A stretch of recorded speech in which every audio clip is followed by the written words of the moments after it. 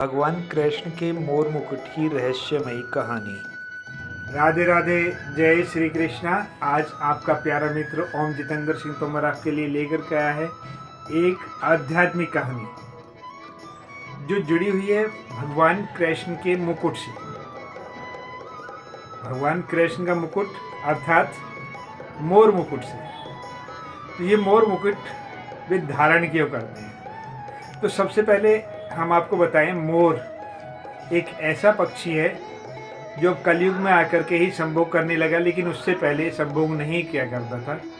और केवल जो उसके आँखों से जो आंसू गिरते थे, मोरनी उसी को ग्रहण करती थी और उसी से गर्भवती होती थी, ऐसी कहावत है। और दूसरी बात, मोर के जो पंख होते हैं वो दो तरीके के होते हैं। एक वे पंख जो पक चुके हैं अर्थात वो आसानी से नीचे गिर जाते हैं, जैसे कि हमारे बाल गिर जाते हैं वैसे ही उसके पंख गिर जाते हैं। दूसरे कच्चे होते हैं। कच्चे का मतलब है जैसे हम अपने बाल को खींचे तो दर्द होता है, लेकिन अगर हम उसके पंख को, कच्चे पंख को, यानी कि जो पका नहीं है उस पंख को अगर हम खींच करके निकालेंगे तो उससे ब्लीडिंग होती है, उससे खून निकलने लगता है उस जहाँ से पंख निकाला जाता है, क्योंकि वो उसके अंदर तक जुड़ा होता है। तो इसे हम ऐसे मान सकते हैं जैसे हमारा ये नाखून है, अगर हम इसे खींच करके निकालेंगे तो क्या होगा? खूनम खून। वही उसके साथ में होता है। अब आते हैं हम असली कहानी। कहानी कुछ और नहीं है। एक बार राधा रानी और भगवान कृष्ण अपने महाराज में लगे हुए थे। मोर भी आ गए, वो भी वहाँ नृत्य करने लगे। उनमें से एक मोर का पंख नीचे गिरा, उन्होंने उठाया और अपने मस्तक पर लगा लिया, यानी अपने मुकुट में सजा लिया। तभी से वो कहलाए मोर मुकुटधारी। तो ये मोर मुकुटधारी अब राधा जी को बड़ा अजीब लगा। मैंने पूछा, भाई ये क्या, ये पंख जो आपने लगाया है इसका क्या रहस्य है? आपने जो मोर मुकुट धारण किया है उसका क्या रहस्य है? तब उन्होंने बताया कि यह त्रेता युग की कहानी है, जब मैं राम बन करके इस धरा पर आया था। मुझे माता के और पिता के वरदान के स्वरूप मुझे वनवास जाना पड़ा।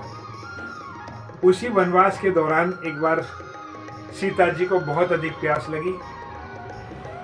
मैं भटका, खूब भटका, लेकिन मुझे वहाँ पर कोई जगह नहीं मिली। तभी मुझे एक मोर दिखाई दिया।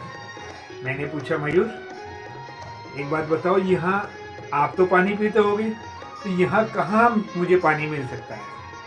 मोर बोला, महाराज पानी तो मुझे मालूम है, लेकिन मैं रास्ता बताऊंगा, आप रास्ता भटक जाएंगे। ऐसा करते हैं, मैं उड़ करके चलता हूँ और आप मेरे रास्ते पर आइए। क्या जंगल में उड़ते हुए पक्षी का पीछा किया जा सकता है? कभी नहीं किया जा सकता है। वही भगवान राम के साथ में हुआ। वो जब भी जाते मोर भी छुट जाता, जब भी जाते मोर भी छुट जाता। वो वापस लौट करके आता, महाराज ऐसे कैसे चलेगा? तो मोर ने कहा कि अच्छा, मैं एक काम करता हूँ, अपना एक पंख निकाल करके आपके रास्ते पर डाल देता हूँ। उस रास्ते से आपके आने जाने की पहचान बन जाएगी और आप पानी तक भी पहुँच जाएंगे। मोर ने ऐसा ही किया। वो एक एक पंख गिराता चला गया और जो सरोवर था उसके पास पहुंचकर गिर पड़ा, निढाल होकर के गिर पड़ा। जब भगवान राम उस जगह पर पहुंचे तो उन्होंने देखा मोर खून से लथपथ पड़ा हुआ है। अब उन्होंने उसे गले से लगा लिया। बोले, मयूर ये तुमने क्या किया? मेरी प्यास बुझाने के लिए, सीता की प्यास बुझाने के लिए, यानी हमारी प्यास बुझाने के लिए तुमने अपने प्राणों को दांव पर लगा दिया? तो मोर बोला, महाराज इसमें मेरा स्वार्थ छिपा हुआ है। अगर मैं ऐसा ना करता तो आज आपकी गोदी में मैं दम नहीं तोड़ रहा होता। मयूर, तुम्हारे इस एहसान को तो मैं जिंदगी में कभी नहीं उतार सकता। और जब द्वापर युग में मैं कृष्ण के रूप में जन्म लूंगा तो मैं मोर मुकुटधारी कहलाऊंगा, और तुम्हारा यही मोर मुकुट उस संपूर्ण अवतार में मुझे तुम्हारी याद दिलाता रहेगा। इसके बाद अधिक खून बह जाने के कारण मोर की मृत्यु हो गई और भगवान राम ने उसका वहीं पर संस्कार किया। इस प्रकार विराजमान हुआ मयूर पंख भगवान कृष्ण जी के मस्तक पर, अर्थात उनके मुकुट, और वो कहलाए मोर मुकुट। आपको हमारी ये कहानी कैसी लगी हमें अवश्य बताइएगा। हम ऐसी ही रहस्यमयी कहानियाँ आपके लिए लाते रहेंगे, आपको बताते रहेंगे कि आखिर क्या चीज़ कहाँ से जुड़ी है और कहाँ पर आकर के लगी है। तो इसी के साथ राधे राधे, जय श्री कृष्ण, श्री शिवाय नमस्तुभ्यम, नमस्कार।